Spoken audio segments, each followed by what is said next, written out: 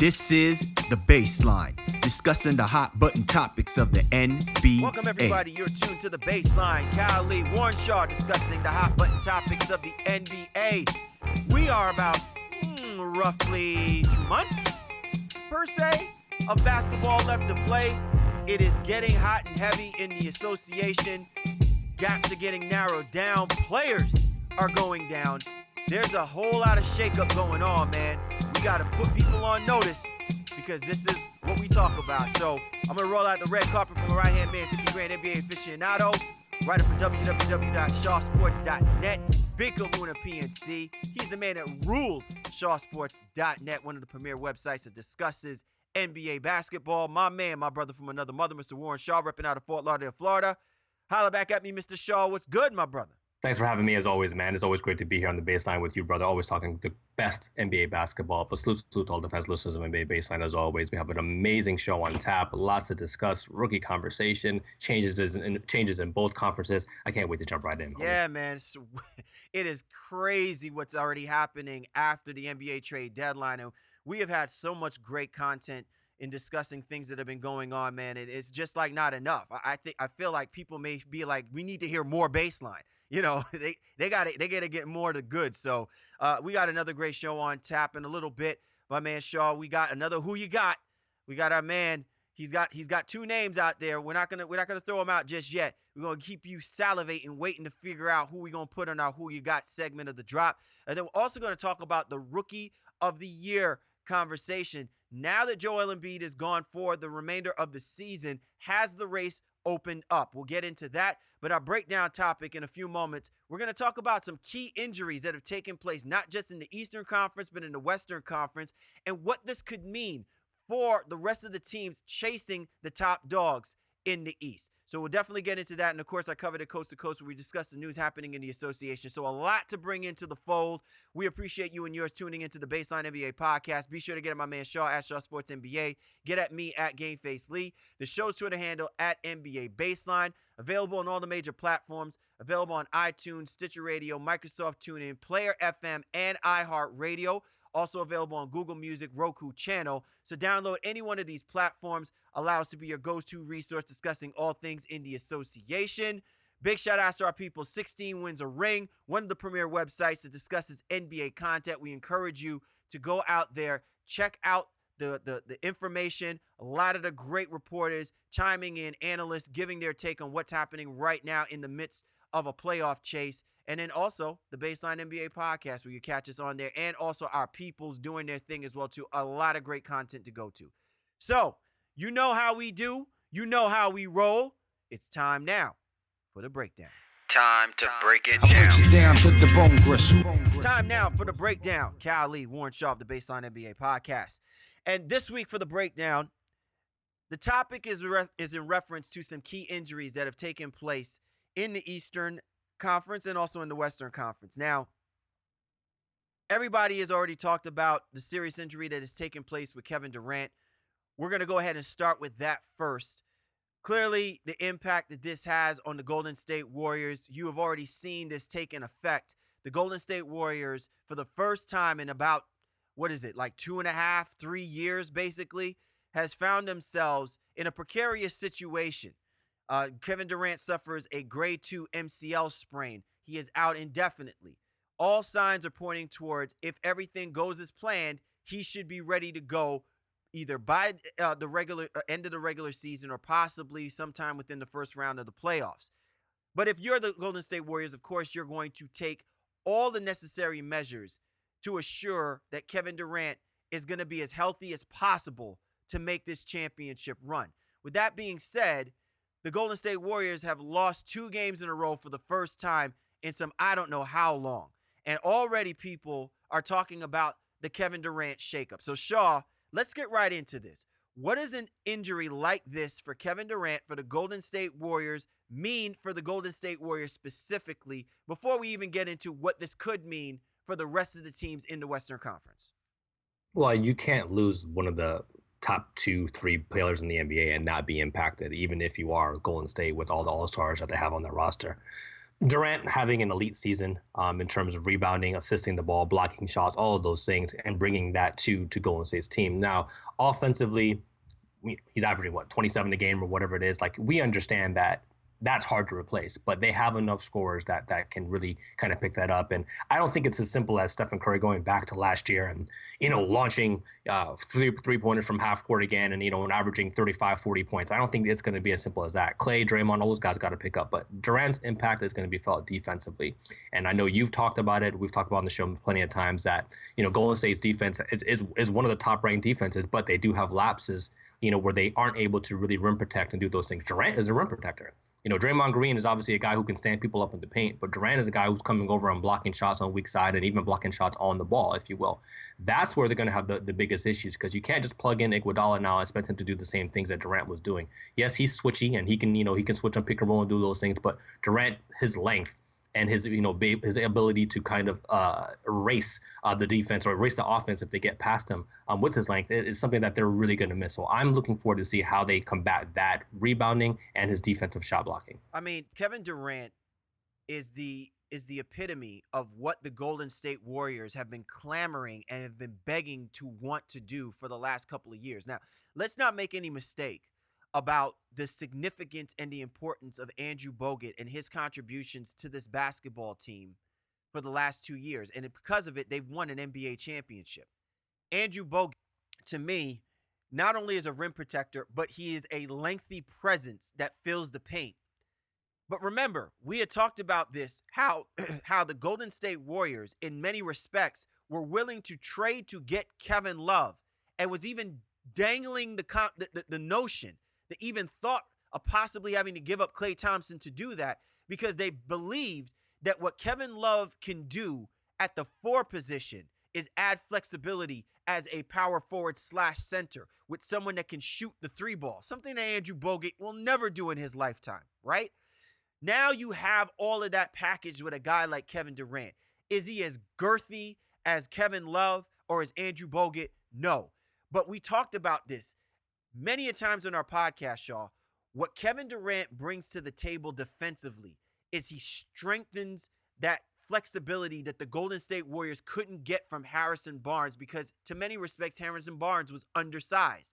He has the athleticism to be able to keep up with players, but he doesn't have the defensive prowess and length when guys like Kyrie Irving and LeBron James and whoever else has dribble drive penetration to the paint, that someone like a Kevin Durant can tail and block a shot, can get length and cause difficulty to take those crazy shots that these Cavaliers love to take when they get in the paint.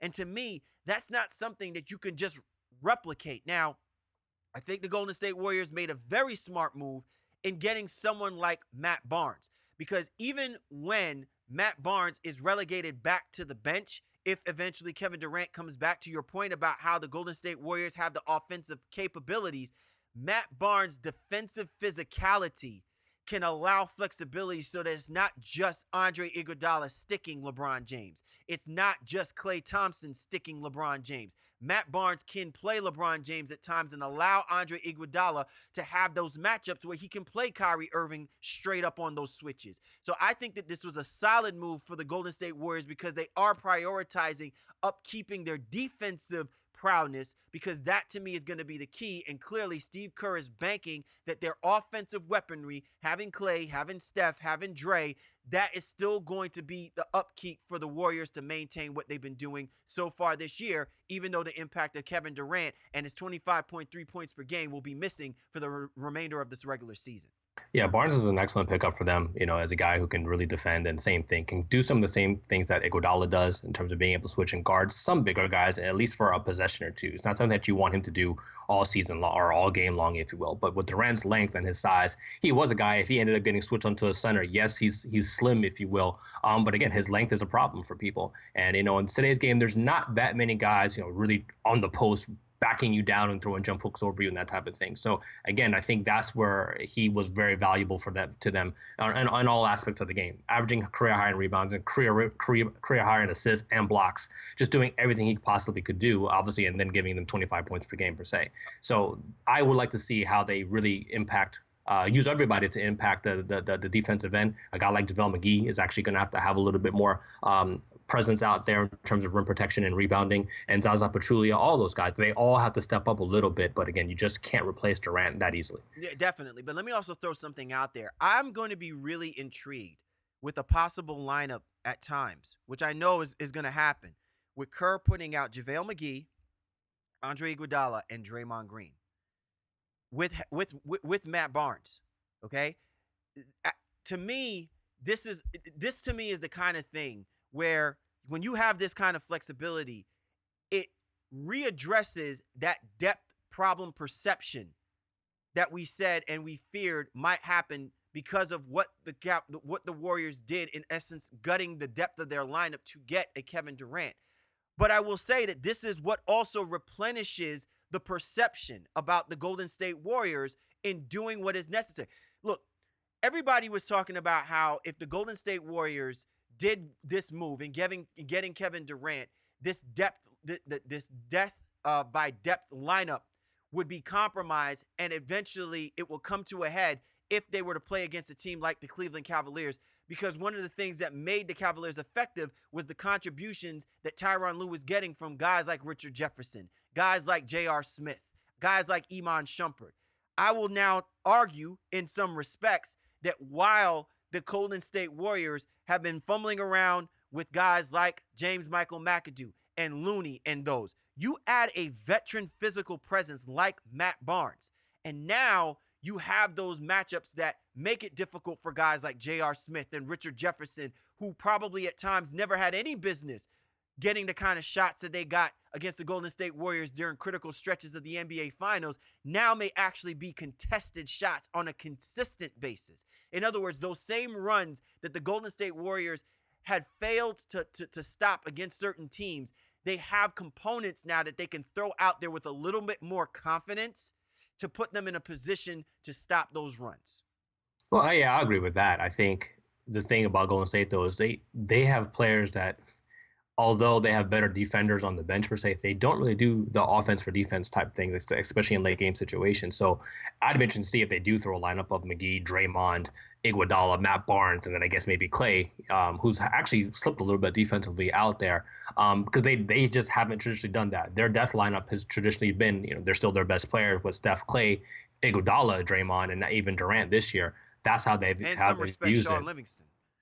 Right, and Livingston, but he's another one who, because of his length, you should feel like he's a bigger problem. But analytics-wise, it hasn't really been to his favor this year. The same thing with Clay. I still think they're plus defenders, but it just hasn't really bore the numbers for them this year. But again, I think it's an interesting point to put out there that if Kerr were to be interested in terms of taking Curry off the floor for a defensive possession or two, that they really would have the impact that you're saying that they could have. Definitely. You're tuned to the Baseline. Callie, Warren Shaw discussing the hot button topics of the NBA, our segment of the breakdown as we talk about key injuries and how they will impact each of the conferences now going into this stretch run for the playoffs. Okay, so we've talked about how this is impacting the Golden State Warriors, Shaw.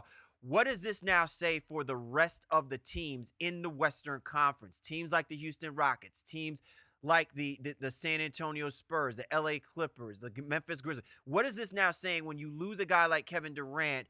Do they smell blood in the water? And have any of these teams made any particular moves that can give you a reason to say with confidence that the Golden State Warriors could actually lose their footing of being the favorites to come out of the West?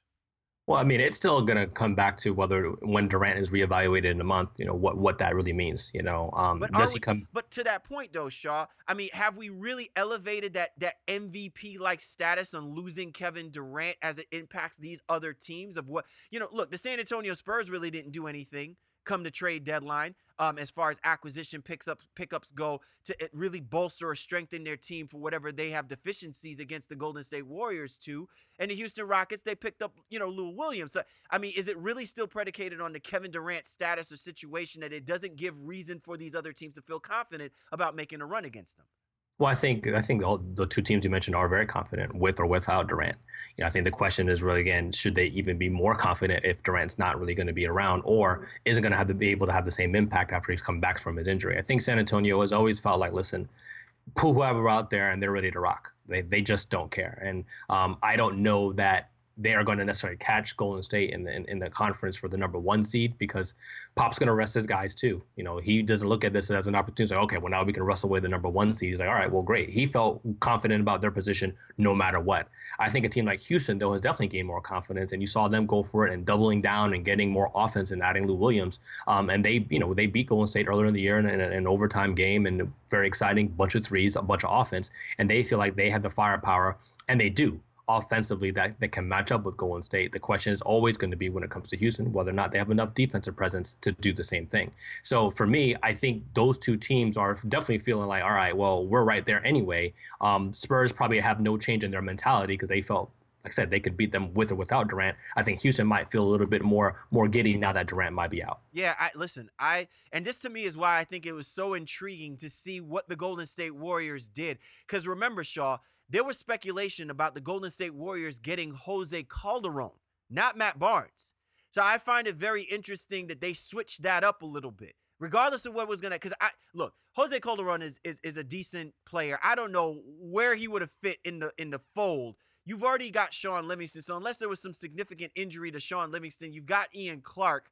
I was really kind of curious and thinking, where was this mentality for the Warriors in picking up a Jose Calderon, and the fact that they shouldn't have been looking at Matt Barnes. And you remember, I threw out the tweet, Shaw, when the Kings released Matt Barnes after the trade for Boogie Cousins to Pelicans. My first inclination was Warriors, Barnes, because it just felt like that is exactly where the Warriors needed to go. If we're talking about getting a physical presence in their front court, somebody that's a little defensive minded, probably can get some of these wet behind the ear rookie guys, like, and when I say rookie, I just mean they just don't have the experience, or their tooth ain't long enough to really go at it when it's finals time. Guys like McAdoo, guys like Looney, a guy like Barnes, who has not been afraid of the moment, who's had the playoff experience.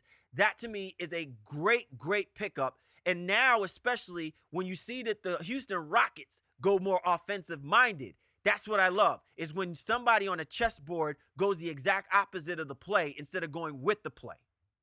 Yeah, I mean, and it makes sense, I think, for both their teams. I think Morey looked at the Houston Rockets roster and said, all right, well, what can we really do out there that's going to make us significantly better defensively? And I think once a guy like Ibaka got moved to Toronto, and, I guess they weren't really in the conversations for PJ Tucker one way or the other, he just say, you know what, well, cool. What are we good at? All right, well, let's, in essence, double down on that. And how do we beat Golden State in the regular season? Well, we beat them by just shooting the hell out of the ball.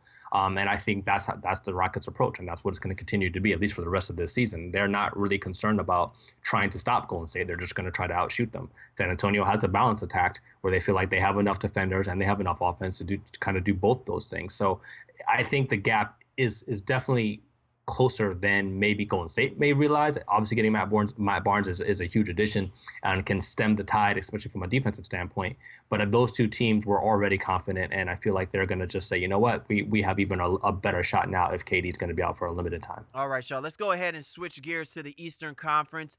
And the injury to Kyle Lowry is the injury that we're referencing. Toronto Raptors lose Kyle Lowry. And the prognosis, is obviously they're going to err to the side of caution.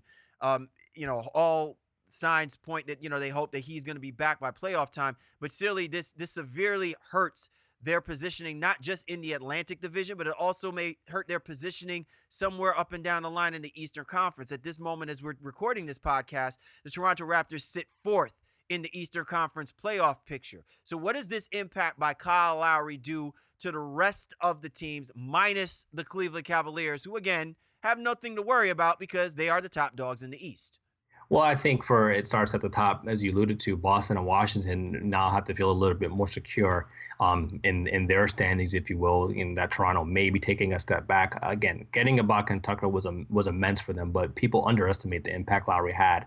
And, I think there was a lot of analytics out there, especially those statistical guys, and when it came to the All-Star break, and saying, listen, Lowry is the best point guard in the Eastern Conference, hands down, offensively, defensively, and that was above Wall, above Kyrie, above Isaiah Thomas, all that. And he was playing the most minutes. I think right up there with LeBron James in terms of minutes played per game this NBA season. And he's immense for them in terms of just being able to run their offense and being a guy who can defend the other point guards. Now you're looking at Corey Joseph having to come in there and play plus minutes and facilitate, and putting DeRozan in an unnatural role to also help facilitate as well too. I think DeRozan's going to wear down, coming when it comes down to having to take on that added responsibility. He always does. Well, I mean, that's what they say about Lowry too. Lowry always wears down in the second half of a season. Like he hasn't, I think it was the last 4 or 5 years. It's like around mid-February, Lowry always has some mysterious injury that's going to keep him out for multiple weeks. And that's the same thing that's happened again to them this year. So if you're the rest of the Eastern Conference, especially Boston and Washington, you're feeling pretty good about your chances of, like, even though Boston lost to them right after the All-Star break, you have to feel a little bit more secure that Toronto's going to take a step back. And if you're Atlanta, you're like, all right, well, maybe we can sneak up into that number 4 seed and maybe get home court advantage. All right. So now, and now because of this, Shaw, let's get into the team that I think may have missed such a very prime opportunity to really position themselves and with utter confidence establish their name. Because listen, the likelihood is that if the Boston Celtics do what's necessary in the regular season, they're going to be no lower than a 4 seed, no lower than that. All right. But we've seen this story being written out with this team because of what it is that they don't do. It doesn't give us credibility to what we expect them to do, especially when it comes to the playoffs. So now we have this window of opportunity where the Boston Celtics could have really separated themselves from everyone else other than the Cleveland Cavaliers in the Eastern Conference playoff picture. Your formidable adversary, your rival team in your division loses one of their main players. And so what does this say about the Boston Celtics as even we speak? Because even if they come out as the top seed in the Atlantic Division, we're not saying with confidence that the Boston Celtics are going to eventually meet the Cleveland Cavaliers in the Eastern Conference Finals if they hold that 2 seed. No, we're not. And I think it's very interesting when it comes to the Celtics, simply because you look at their roster. They've had a great regular season. They have great chemistry on and off the floor for the most part. Brad Stevens has control of this team, but I don't think they scare anybody. I was on another show, Celtics Talk Radio, our man Igor, and then they had me on this week, and I said, listen, at the end of the day, there's you can look at Boston Celtics from many different aspects and perspectives, but they never, for the most part, really blow people out. They fight and struggle and scrap and claw for every single win. Now, that's fine, I guess, to some degree, because it feels like you can say that's building character, and that's going to help you when in tight games, and when, especially when the playoffs get close like that, and in those 3 to 5 point games, multiple possessions, in the final couple minutes there, and they have the experience in this sense where they have executed fairly well this season, but at the same time, they don't blow people out. They don't have enough offense or enough wherewithal, in essence, to really separate themselves from the rest of the pack. So they're going to be in a tight game every single game, especially in the playoffs. And then you wonder, when teams load up on a guy like IT, as we were talking even off air, if your best player is 5'9", if you put 2 guys on him, even 3 guys, does he have the ability to escape dribble or make a pass over two defenders and find the open guy?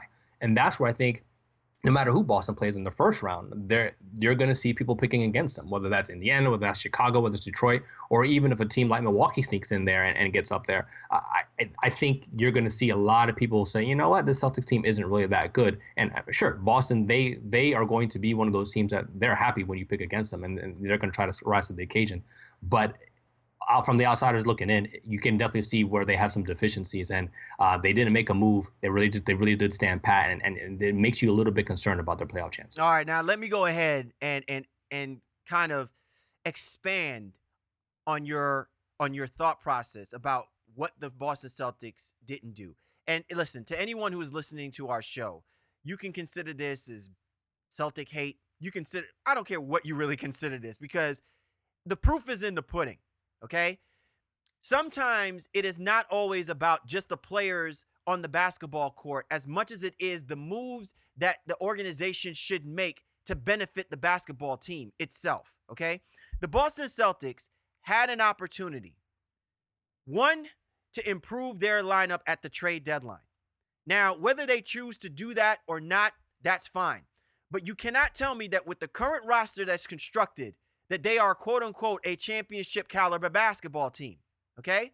They're not better than the Cleveland Cavaliers. They're not better than most of the other teams that are in the Eastern Conference. Forget the rest of the NBA. just in the Eastern Conference itself. The Boston Celtics did nothing before the trade and after the trade deadline to separate themselves, whether they sit as the 2 seed all the way down to the 8 seed.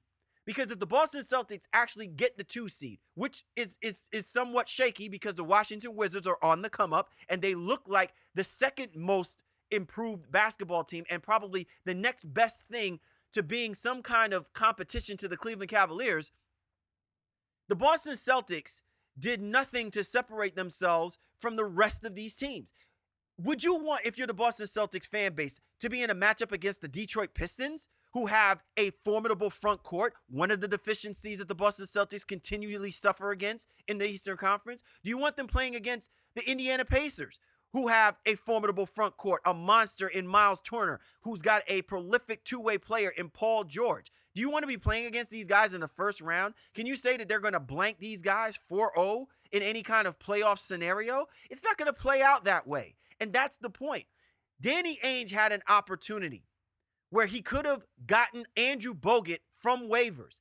And look, even if you don't want to use Andrew Bogut as your player, as a factor for your basketball team from a depth perspective, giving him significant minutes to give you some kind of image of a front court presence that you're not getting from Al Horford, at least you are caught blocking them from the Cleveland Cavaliers from having an opportunity to get Andrew Bogut, who, if you do somehow, some way make it to the Eastern Conference Finals, guess who you're going to wind up playing against and who they're going to wind up having on their team that you could have had on yours. So it makes absolutely no sense that the Boston Celtics were not thinking about these things, if nothing else, to position themselves with every single possible advantage to give themselves should they have an opportunity to play against the Cleveland Cavaliers in the Eastern Conference playoffs.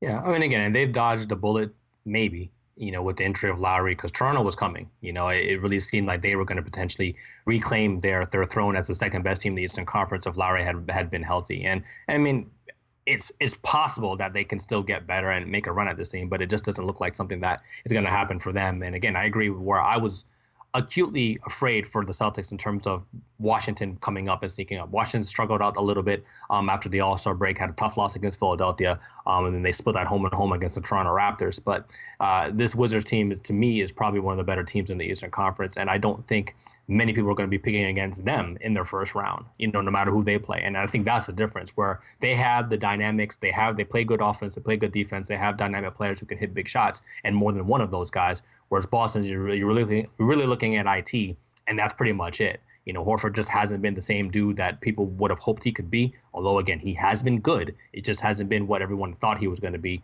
But Avery Bradley coming back is huge for them. And, if they can turn this defense around a little bit, maybe they can make a bigger push than maybe we can see right now. But they definitely missed the boat a little bit. And, again, they're dodging a bullet with Lowry going down. But the rest of the Eastern Conference has to feel really, really good. Obviously, Cleveland, too, in terms of thinking, okay, well, who do they really have to be afraid of right now? Especially, Lowry could be back, obviously, by the playoffs. So then, you don't know what happens there. But that could be a second round matchup potentially if they get out of the first round, if Toronto does. So the Eastern Conference really is wide open, basically 2 through 8, and really 2 through 10 if you say, because there's nobody to me that's really running away with it. Cleveland stuff and always going to be the class of the conference. Yeah, and one other thing to point out, Shaw, this might actually be dumb luck, good luck for Kyle Lowry, because as we talked about earlier before, if Kyle Lowry was getting ran to the ground, DeMar DeRozan probably getting ran to the ground, it's going to force Dwayne Casey to actually have to relegate the minutes intuitively and smartly so that he has his players fresh to make this type of run. And let's not mistake anything. All of these teams have improved themselves in some way, shape, or form. It's not completely reflective in the records because I think the gap in competitiveness has narrowed because of the fact that these teams have improved themselves. It's just that they've not caught up with anything that the Cleveland Cavaliers are doing or will be doing. And so at some point, you have to think about when you're bringing back your star players, how you're using your star players, and where you're actually positioning yourselves. And if it makes any sense, does it really matter that you jump from the 3 seed from the 5 seed to the 4 seed, or maybe from the 4 seed to the 3 seed? Because at some point, it just sounds like you're going to probably have to win games on the road. And either way you look at it, if you just don't have your team 100% healthy when you do eventually go up against a team like the Cleveland Cavaliers, you give yourself no chance, no opportunity to actually make the kind of run that you think that you're going to make. You're tuned to The Baseline. Cal Lee, Warren Shaw discussing the hot button topics of the NBA. And this was the breakdown. Time now for the drop. Cal Lee, Warren Shaw of the Baseline NBA podcast. This week on the drop, we got two interesting topics to get down on. And it's funny, Shaw, we haven't really been getting too heavy into two topics itself on the drop. You know what I mean? Like, it's been more like one topic, the topic's heavy, and definitely consumes a lot of time. But maybe we'll be able to fit two in here. What do you think? Yeah, man, we'll give it a shot, man. The good old college try. One for the Yankee Gipper, of course. Here we go. All right, so first topic of the drop. It's been a while, Shaw, but we got our little black sheep thing going here with that who you got. You can get with this or you can get with that. So you threw out two names. I like it. I like where you're going with this. We got our man, Mr. Hooper, DeAndre Jordan, and we got the Stifle Tower, Rudy Gobert. Who you got, man? You tell me. Don't be talking about I don't know. You can't start with I don't know. You tried that before and you saw what happened from that. So you can't do I don't know. That's not a sufficient answer. All right, how about I'm not sure? Is that better? That sounds so Trumpish, man. Like I don't recall, but I may have somewhere found the answer in the midst of the question. Yeah. Yeah, and what's I like this comparison between these two players because I think they're very similar. And how would you know who to pick? I think I'm going to go with Gobert. And for two reasons. I like his ability to probably grow into a more of a impactful player. I think he's only 24 years old. DeAndre is 28 or almost 29 years old at this point too. So few years younger than with Gobert. And I think even his overall progression from year one to where he is right now has been more than DeAndre has been. Jordan, we all know that fiasco that happened when he tried to go to Dallas and then he reneged and came back to the Clippers because he didn't want the pressure of being the guy, if you will. I think in any situation that if Utah were for somehow not able to re-up with Gordon Hayward this year, and they've already talked about maybe not bringing back Derek Favors, what the case would be. Listen, I'm not crazy. I'm not saying Gobert's going to go out here and be this 20 and 15 type guy, but I don't think Gobert's afraid to at least try to be that. You understand what I'm saying? Like, I think there's a comfortability in his own confidence saying that, you know what, I wouldn't mind, getting more touches and being a guy who gets all these lobs and, gets a couple more straight post-ups and tries to shoot his hook shot and things of that nature. DeAndre didn't want that. And maybe that's because he had the comfortability of playing with Blake and Chris Paul for the majority of his career. Rudy Gobert doesn't have anybody like that on his team, while Gordon Hayward and Derek Favors and those guys are all good players. None of them are elite, if you will, in that regard. So I think Gobert feels like, you know what, I can go out here and really make a name for myself if those guys were to go away. Again, I'm not saying he's going to be a 20 and 15 type player. That's not what I was saying, but I don't think he's afraid to make an effort to try to do so. All right. Well, I'm gonna play the opposite side for you, Shaw. I'm gonna play devil's advocate for a moment and be all right. I'm gonna go with DeAndre Jordan. Look, man, 69% field goal percentage. This guy's averaging close to 14 rebounds per game. I'm gonna say this. I feel bad for DeAndre Jordan.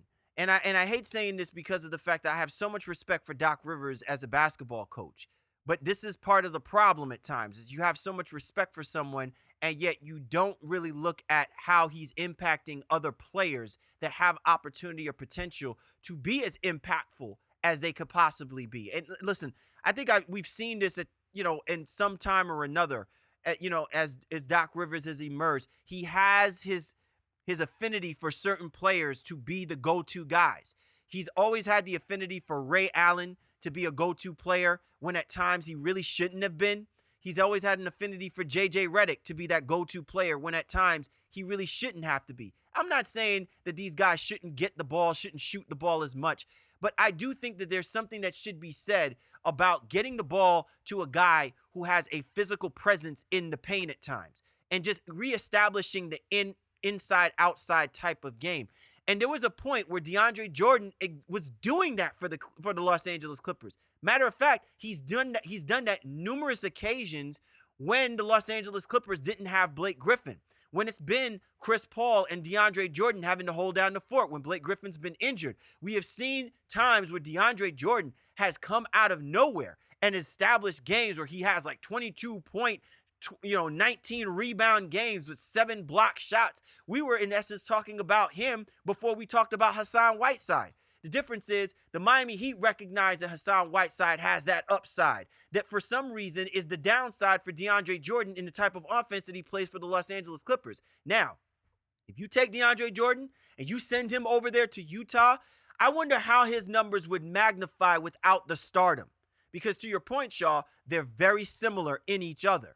Maybe Rudy Gobert could be better suited in Los Angeles as DeAndre Jordan would be better suited to Utah. In other words, I feel like DeAndre's numbers over the last 2-3 seasons would have had more of an impact for Quinn Snyder's basketball team than it's had for the Los Angeles Clippers. And that to me says more about what DeAndre Jordan has consistently been doing and still does. Now, that doesn't mean that if you transferred him to the Dallas Mavericks that all this would translate to that. No, I think it was smart for him to not go to Dallas because I think he would have been misused and he would have been basically considered as that guy that signed for the money and would have yielded diminishing returns. But given where we are with the Los Angeles Clippers and what we see for the Utah Jazz, DeAndre Jordan could definitely have upside big man numbers that would have been a benefit for other basketball teams than what has happened to him over the last few seasons.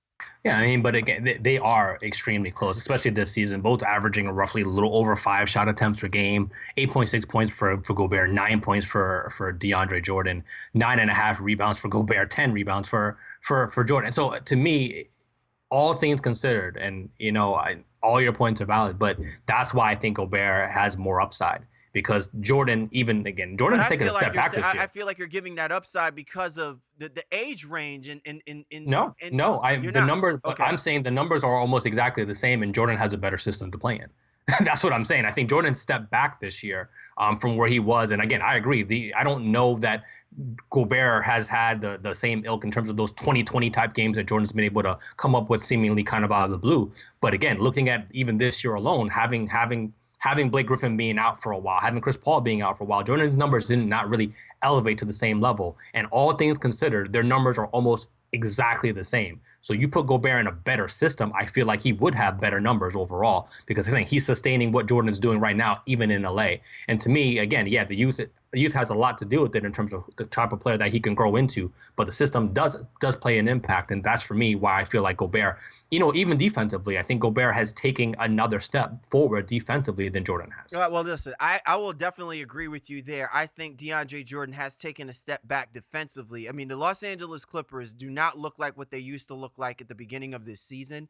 And listen, the numbers speak for themselves about where DeAndre Jordan is as having that defensive impact. I think his defensive impact has somewhat diminished over the last couple of years, even though we put him in a conversation of Defensive Player of the Year. So I will give you that, Shaw. I will give you, but again, I go back to the point to what you were just saying, that if Rudy Gobert was in a better system, are we talking about that the system that the Los Angeles Clippers are playing in right now is considered a better system for him to allow his numbers to ascend? Because I would argue that I think that for DeAndre Jordan, the system that he is currently playing in under Doc Rivers is continually minimizing the numbers that I think we would have been seeing from DeAndre Jordan because of the fact that it's not catered to what we do get flashes of. So I don't know how long it could be sustained for Rudy Gobert if Doc Rivers gives the confidence to say, I want to do more with do more with Rudy Gobert, as I say I should do more with DeAndre Jordan. I will say this much. When it comes to Rudy Gobert's propensity to get into the paint, to get more, and for free throw opportunities, if Doc Rivers has that more confidence in to get the ball to him, knowing that he's going to get hacked, get on the free throw line and shoot free throws, then I will definitely concede to your point about that. But I'm just saying in the pure ability of shot making and things of that nature, I don't think that the Clippers system is conducive really for either guy or Gobert or for DeAndre Jordan that's going to yield the kind of results where we had to pick and choose between the two. Well, I mean, yeah, I think that's just a difference of opinion because Gobert has never played with an elite point guard.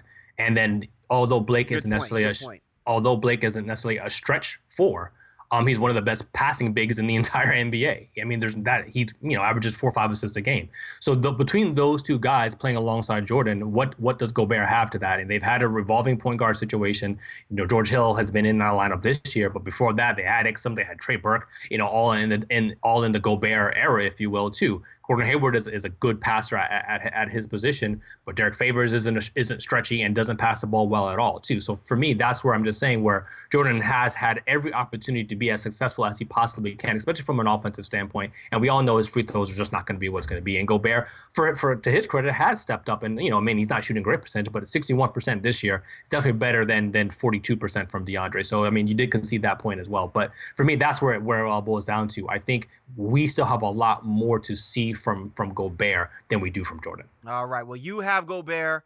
I've got Jordan. Who knows? Maybe 6 months from now, or maybe a year from now, I could be flipping my positions like we did with Kawhi and JB. and JB, right? You know what I'm saying? So it's all good stuff there. You're tuned to The Baseline. Cal Lee, Warren Shaw discussing the hot button topics of the NBA, our segment of The Drop. We just finished covering who you got. Would you take Rudy Gobert or DeAndre Jordan, Mr. Hooper? And we'd like to get your take from this. So definitely get on the Twitter, hit us up at NBA Baseline, and let us know if you had to choose as your starting center, who are you going to take? Rudy, the Stifle Tower, or DeAndre Jordan, Mr. Hooper?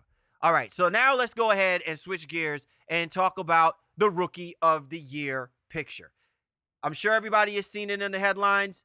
Joel Embiid, the process has now been stymied, right? The process is stalled. It's in a stagnant state. He will not finish out the rest of this impressive NBA regular season. All things considered, this might actually be a good thing for the Philadelphia 76ers. Because given what's already taken place with the moves being made by what did our man Kevin Refuse call Mr. Colangelo? Lion Colangelo.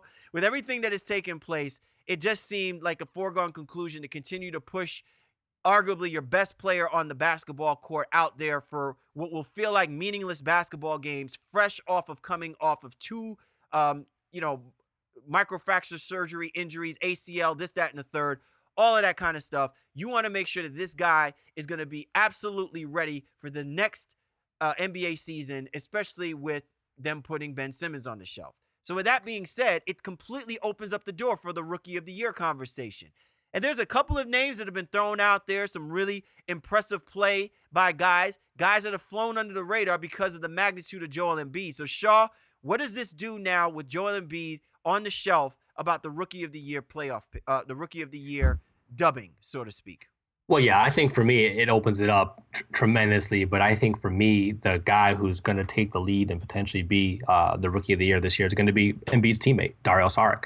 And when you think about that from a Philadelphia standpoint, as much as our guy Kevin Refuse went off on this roster, they have three guys who really could be the future of this team. Embiid, Saric, and Simmons, when those guys all are healthy. But Saric, to me, since the All-Star break, has been on an absolute tear. He is now leading rookies in points per game. That Embiid is out. Again, Embiid's still going to lead that. But with 31 games, he really shouldn't qualify for that award anymore. Our man Tim Tompkins, also from the Drive and Dish podcast, had some issue with my celebration of Saric as a potential candidate. He's like, well, what about Brogdon? And saying that Brogdon has been more impactful for the Milwaukee Bucks. And I do agree. I think Saric's issue is that he's been overshadowed because he was playing with Joel Embiid. So you take away that aspect, and now Saric is really starting to shine. I think he's going to steal this award in the last couple months here as the season progresses, because right now he's at 19, and I didn't know he could pass the ball the way he has. He's been averaging 4 or 5 assists over the last week or so. He was a rookie of the month. He was obviously rookie of the week and all of those things too. I think he's coming for this award with Malcolm Brogdon still having a viable shot at it. But for me, Saric is going to go ahead and take this thing. I feel so bad. Anybody right now, this is just a bad time to have a nickname called the president. Right? Malcolm Brogdon was dubbed the president. I don't know why. To me, I'm still kind of aloof to why that would be the case. But any connotation of the current administration of the presidency, is going to vastly affect anyone's opportunity or chances to get that Rookie of the Year crown. So I feel bad for Malcolm Brogdon. But I agree to your point. Dario Saric has been on an absolute tear. And we've been talking about how if somehow, some way, Coach Brown can figure out a way to relegate some significant minutes for some of these guys and actually give opportunity to see what they can do on this basketball court, you actually can see, a semblance of possibilities that this is going to be a good basketball team for years to come. Whether, they can figure out a way to put the talent together and get them to win basketball games. I mean, we could talk about the talent on this basketball team almost in the same breath that we could talk about guys that, in the roster for the Minnesota Timberwolves. So I completely agree with you there. Now, an argument can definitely be made about the significance and the impact of what Malcolm Brogdon has brought to the table. And let's keep in mind, again, we often talk about Rookie of the Year. We try to pose analytics and numbers in the same way that we try to do the same thing for the MVP conversation. The one thing that just doesn't get talked about is what kind of impact players make when significant injuries are hindering their basketball team. The whole presence of Malcolm Brogdon and what he's done for that Bucks roster when Chris Middleton went down helped facilitate the emergence of what we're getting from Giannis Antetokounmpo. I feel like that tends to get missed.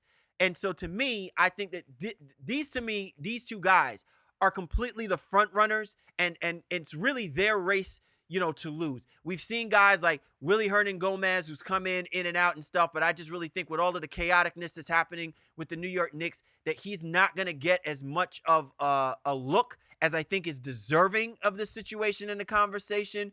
But when you think about his impact, especially now with the injury to Joakim Noah, he could certainly kind of etch himself in there. There's been conversations about Jaylen Brown and the Boston Celtics. I'm going to get to that in a moment. But right now, Saric right now is completely the front runner. But I give Malcolm Brogdon as close as a move to that inside gain to that front runner position between those two guys as anything.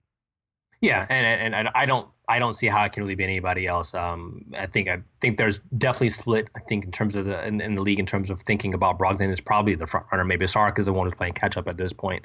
I just see it the other way. But I can understand the Brogdon argument because he has been extremely valuable to the Bucks. Dellavedova missed some time, and he stepped in there. Obviously, we know Milton was out as well too, and Brogdon's done a great job in Milwaukee. So I wouldn't necessarily be upset if Saric didn't win the award. I would definitely understand it. But as you alluded to, there are other guys out there who can maybe make a late push now that Embiid is out. Jamal Murray seems to be getting a little bit more time in Denver now as they've moved away from the Moutier experiment, if you will. And Buddy Hield, yeah, exactly, in Sacramento. But ironically, I thought, if they're dubbing him potentially the next Steph Curry, I thought they were going to go out there and just start him and give him minutes. He is getting minutes per se, but the fact that he's not just kind of their qualified starter at the shooting guard position is a little concerning to me because I don't understand it. Why are you still starting Ben McLemore if he's not going to be part of your future? To understand out in Sacramento anyway. So good point. So let me move on. Okay. And then a guy like Marquise Chris, who started 55 games as we record this show for the Phoenix Suns, you'd figure he would have a little bit more impact. He's had highlights, but he's definitely not been consistent. Right, and he starts, but he only plays 20 minutes a game, or really 19.4. So and again, and Jaylen Brown from the Boston Celtics, who's come on as of late, but those guys are all far and away from Brogdon and Saric. All right, let me go ahead, and I'm gonna have my drop the mic moment, Shaw. Okay, let me make sure I preface this, and I'm glad you brought up Jaylen Brown. Yes, sir. This is going out to everybody on your Instagrams and your Twitter feeds. And look, I'm not calling out any particular network or any particular media outlet that covers the Boston Celtics. I'm just saying for the people out there that are trying to make this proclamation that Jaylen Brown should be in the conversation for Rookie of the Year. It's really nice if you want to throw him in that conversation, but I really would love for you people to go and take a look at the game log and you actually tell me that this guy is truly deserving of being Rookie of the Year, if it even comes to that, okay? Jaylen Brown is a quality basketball player. And for the people out there who are making it sound like, oh, well, all those people who wasn't feeling Jaylen Brown as the pick, and if he were to be dubbed as Rookie of the Year, what's that? You know what it's saying? What it's saying to me is Danny Ainge couldn't figure out a way to get out of that pick. And he had no choice but to pick the best possible player at that lottery, off of that lottery pick. So I would have hoped that he picks the best possible player. And if Jaylen Brown is that dude, great. But Jaylen Brown, even if for some act of God gets considered as Rookie of the Year, Do not sit there and tell me that it validates anything about the Boston Celtics and what they have not done with reference to this season, okay? Jaylen Brown comes in, he helps, great. Is Jaylen Brown going to help them get to the next round of the play? Is Jaylen Brown going to help the Boston Celtics get to the Eastern Conference Finals? No.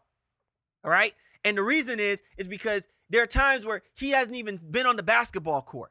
So I don't want to hear all of this nonsense about Jaylen Brown being Rookie of the Year and it being validated, because of all of these other people that are being listed right now that we've just talked about in the Rookie of the Year conversation, they would have not even sniffed being a front runner if Joel Embiid finished out the rest of the season. Joel Embiid could play half the amount of minutes on that basketball court for the remainder of the season and would still be Rookie of the Year because of what he brings to the basketball court and the productivity that he brings. So do not make this comparison about whatever Jaylen Brown does against the Los Angeles Lakers and the Sacramento Kings right now between now and the end of the season and somehow becomes Rookie of the Year, that it validates what the Boston Celtics failed to do with reference to that pick. Jaylen Brown is a quality basketball player, but even by how Brad Stevens has used him through the rest of this season, it is clearly indicative that it is not for the purposes of him to be an X factor and to have a significant contribution for the Boston Celtics moving forward. It may be a happenstance, but I don't want people getting this misconception that because Jaylen Brown is having a hot streak, that he's going to leap over Dario Saric or Malcolm Brogdon, or should be even deserving to leap over these guys, because he is not that kind of guy. If nothing else, it would diminish the intent of us talking about Rookie of the Year because of it. Yeah, I mean, and again, I think for the listeners, they just need to be understanding and clear that you're not downing Jaylen Brown and saying that he's not going to, that he's not going to develop into a very good basketball player. But I think the Boston media, to some degree, and fan base, especially on Twitter and those things, and we know how much stock we can put into that in general, have really gone overboard in terms of saying, okay, well, like, look how great he is, and now he should be in the running and consideration of this. They said he has a long way to go. Even if he averaged 20 points per game for the rest of the regular season, I don't know that he could take over this Rookie of the Year award this season. So, kudos to you for identifying, some of the trends that are happening out there in terms of social media and the conversations that are happening around some of these rookies. But as we alluded to, it's Saric and Brogdon, and anything else is pretty much uncivilized. All right, well, there you have it. Again, I'm owning it. You got an issue with me? You know where to find me. I'm not hard to find. We drop the mic just like we do our segment in the drop. Cali, Warren Shaw, the Baseline NBA podcast. And this was the drop. Coast to coast. Time now to go coast to coast discussing the news in the association. You ready to rock and roll, Mr. Shaw? Absolutely, man. Let's ride. All right. Adam Silver, he's had enough of it. He's talking about making changes to the NBA All-Star game, All-Star weekend. What do we make of this? Hey, man, I think it's going to be very interesting to see for all the fans out there of the game, and including us as media types. We want to see a more competitive game, and some things he alluded to. I don't know if they're all going to fly, but he's willing to take suggestions. He said you can even email him, adam@nba.com. So for all you fans and listeners out there, if you have some suggestions for the NBA All-Star game and how to improve it, talking about maybe even doing a little rock and jock style, if you will, 4-pointers and 10-point shots. I don't know if that's the way to go, but he's definitely taking all things into consideration. All right, big shout out to our man Om Yomisuk on Bleacher Report was quoted by Adam Silver as saying, "We will change it by next year." All right, the clock is ticking. It shouldn't be playoff intensity, but the guys should be playing. So it'll be interesting to see what transpires between now and come next year's NBA All-Star Weekend, which is, I believe, in Los Angeles, correct? That is correct, sir. All right, we might have to make our way out there to sunny Cal, right? La La Land, let's go. All right, you know what I'm saying? All right, now, speaking of La La Land, la la la la la, more war by the buses, Genie Bus, Jim Bus. Boy, they just can't, I tell you, it's going to get contentious. I don't know, when will it ever get better out there for the Los Angeles Lakers? Man, you would only hope that this can just stay at the top and doesn't trickle down to the players and into the locker room, if you will. But I mean, they all hear the news and they see what's going on. And it's unfortunate that there just can't be this amicable split, if you will, between the Bus family, regarding the direction of the Lakers franchise. But, hey, man, Jeannie's on top of it. You're not going to, one up her or catch her blindsided one way or the other, man. So, to see this war going on and, injunctions being filed and restraining orders and all that, it's getting really ugly in La La Land, and you'd hope again that it doesn't impact the players too much. Yeah, we definitely have to keep a close eye on this because again, they've just made the decision on having Magic Johnson president of basketball operations. He brings in Rob Pelinka. So I mean, while there's a lot of shakeup going on, I want to see how much of this is going to trickle down and affect the roster and the play. And look, we've already seen that this Los Angeles Lakers team is a feast or famine basketball team. At times, they could look impressive, and at times, they could look just god-awful ugly. All right, just really, I mean, I just don't understand this, Shaw. New Orleans Pelicans, they get Jarrett Jack, right? And to me, I don't understand why Jarrett Jack is signing with the New Orleans Pelicans.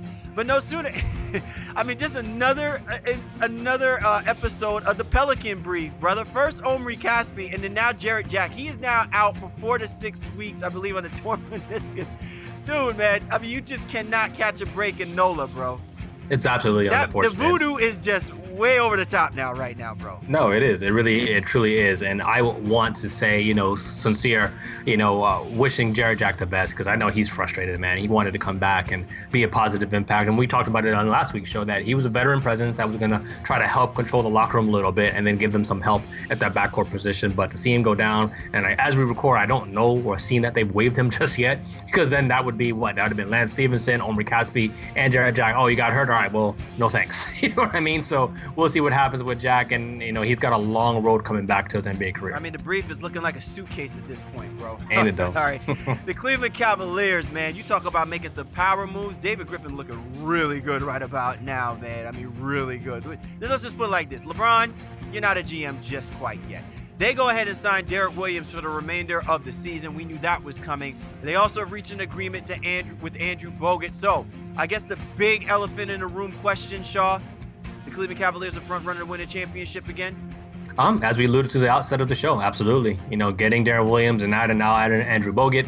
And then eventually getting Kevin Love back, eventually getting J.R. Smith back. There's not too many things that this team has a weakness in, other than just their own will and desire to play at a high level on a regular basis, and that's in the regular season. Playoff time, they're going to turn it back up. Having guys like Darren Williams and Andrew Bogut, two veteran guys who've been in the playoffs and know what it's like. Bogut, even with the championship ilk, this is a great move for the Cleveland Cavaliers, and yeah, they're definitely the front runners. So now LeBron can finally leave Charles Barkley alone, right? Right. That's right. The other important part. And finally, Shaw, Terrence Jones. He was waived by the New Orleans Pelicans, your man. He is now signed with the Milwaukee Bucks. I kind of like this move from Milwaukee. And then also Jose Calderon. He was supposed to go to Golden State. Now he is offering his services to the Atlanta Hawks. What do we make about both of these moves? Yeah, well, I like it for Milwaukee and Terrence Jones to some degree, because they obviously They're know only a Jabari couple games out of that 8th seed. Right there, man. They are right there with Jabari going out, and now even Beasley, being on the shelf as well too. They needed some more help.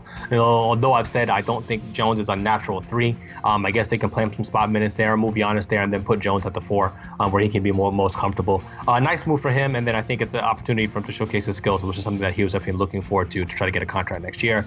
And Calderon, man, he was picked up by Golden State and then waived. So there was a big report out on Twitter that Calderon made basically $400,000 in the 2 hours that he was with Golden State. Damn. And then better waived. than the stock exchange, bro. I mean, seriously. Oh. I think it was Darren Rovell from ESPN. He reported that. So then he gets claimed by the Atlanta Hawks now and going to that team to help them be a veteran presence too. Guy who can still shoot the 3. Has always been a pass first type guy, but again, very good 3-point shooter, decent defender. Maybe not so much now at his age, but definitely helped Dennis Schroeder, in his role, and especially in his maturity when it comes to the playoffs. Now, listen, man. The move for 2017 for all of us middle, upper, lower class people, you need to find you an NBA agent. Don't go looking for no financial investor. Find you an NBA agent and figure out how to put your money, how to put yourself in place so that you can make $400,000 in the span of 2 hours. It's just nervous, man. Just absolutely nuts. All right, man. What a hell of a show that we've had this week, Shaw. I had a very, few and far between my little drop the mic moment. We embellished on a lot of things happening right now with the injuries to Kyle Lowry, Kevin Durant, Who You Got segment between the Stifle Tower and Mr. Hooper, DeAndre Jordan, and the Rookie of the Year picture, man. So just a lot of great stuff, a lot of great content. things that you can pull apart and kind of rummage through and kind of formulate your own thoughts and ideas. This is an awesome show altogether. Yeah, it was, man. And again, I think it's just a great conversation. The league continues to provide us with the fire that we need to continue to let this thing burn. And again, I just love being able to talk all these topics with you and all of our listeners out there as well. Again, I'm really excited to hear what people are going to have to say about this Who You Got segment, because I do think it really can go either way. And then what people think about the Eastern and Western Conference being a little bit more open, if you will, now that there's some injuries that have taken place to the top half of both those conferences with elite teams. So definitely make sure you tune in, make sure you give us some feedback, and make sure you hit us up, man, on iTunes and Stitcher and give us a rating, man. We need that stuff, man. We need to climb in these rankings. But shout out to NBA Lead, shout out to 16 Wins Ring, Sports Brothers, and everybody out there who supports the Baseline NBA podcast. Most definitely. Bring in the butane. Callie, Warren Shaw. We appreciate you guys for tuning in here to the Baseline NBA podcast, and we'll catch up with you